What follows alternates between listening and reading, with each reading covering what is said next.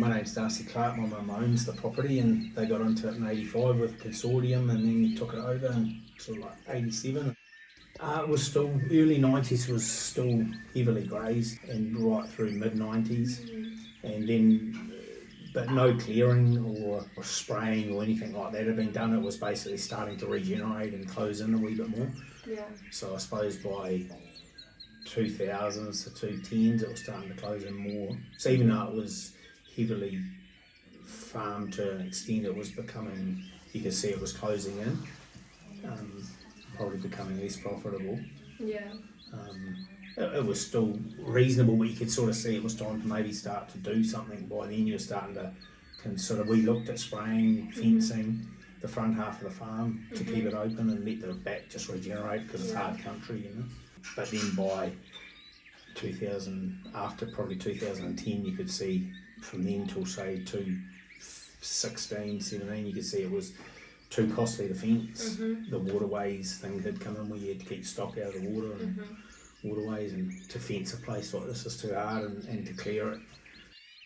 All the stuff like, you know, the manuka honey and the carbon credits doesn't take anything to farm it really, and it's not damaging the land or anything. It seems to be a win-win really for us, so that's the way we look at it. We'd actually been probably talking about carbon credits for 4 to 5 years.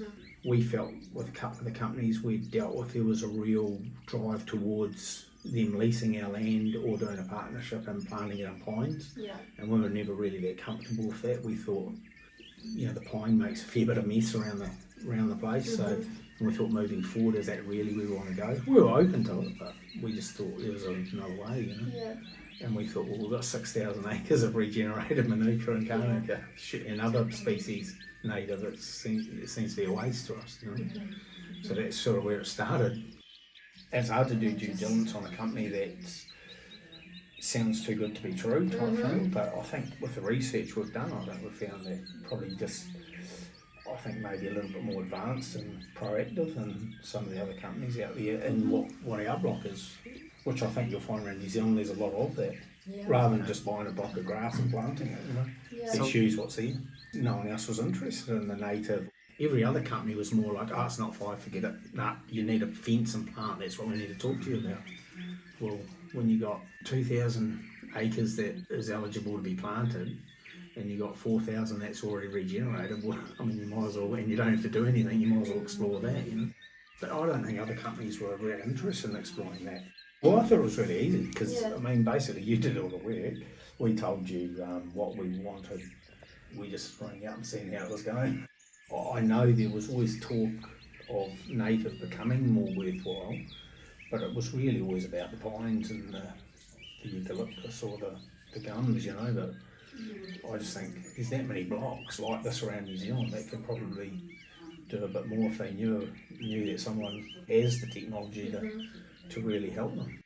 We couldn't understand why there wasn't something for what we've got. We've seen it regenerate from it was grass, you know, total grass. You see in the photos, there's no at this end of the farm, and some of the stuff's already 5 metres high in areas, you know. So we couldn't understand why we weren't eligible. That's something that probably frustrated us a little bit. And no one really wanted to do a site visit. Some of them charged you up front and mapped it and just sort of threw their hat, you know, which.